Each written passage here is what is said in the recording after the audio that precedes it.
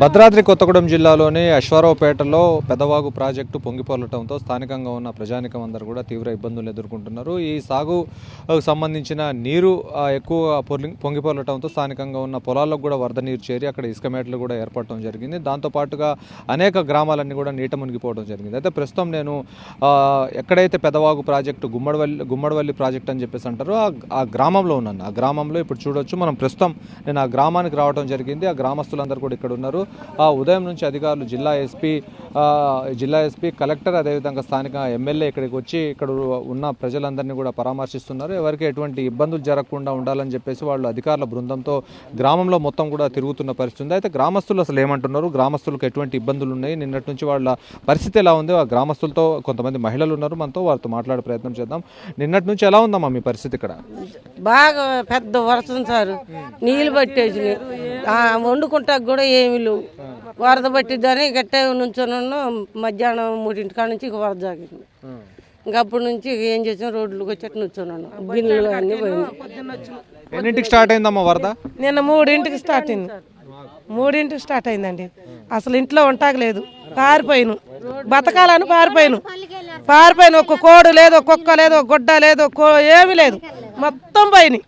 ఇప్పుడు ఉంటా కనీసం మీరు తిన్నారా తినలేదా, మీ ఇంటికాడ ఏం జరిగింది, మీ ఆయన వచ్చారు చూశారు వెళ్ళిపోయారు. మాకేం హామీ జరుగుతుంది, అది జరిగిద్ది ఇది జరిగిద్ది అనే ఒక్కళ్ళు కూడా హామీ ఇవ్వలేదండి. కరెంటు ఎలా ఉందమ్మా మీ ఇంట్లో? కరెంట్ ఉందా? ఎట్లుంది ఇక్కడ పరిస్థితి? నిన్న టాంచి కరెంటే లేదండి. మేము రాత్రి తెల్లవారుదలు రోడ్ల మీద కూర్చొనే ఉన్నాం. మాకు నిన్న టాంచి అసలు కరెంట్ లేదు, ఏమి లేదు, అన్నం లేదు, రోడ్ల మీద కూర్చొని ఉన్నాం. మా ఇల్లు మొత్తం కొట్టుకుపోయినాయి, గేదెలు కోళ్ళు మొత్తం కొట్టుకుపోయినాయి, పొలాలు కూడా పోయినాయి. అసలు ఇల్లు ఏమీ లేవు. మేము రోడ్ల మీదే ఉన్నాం.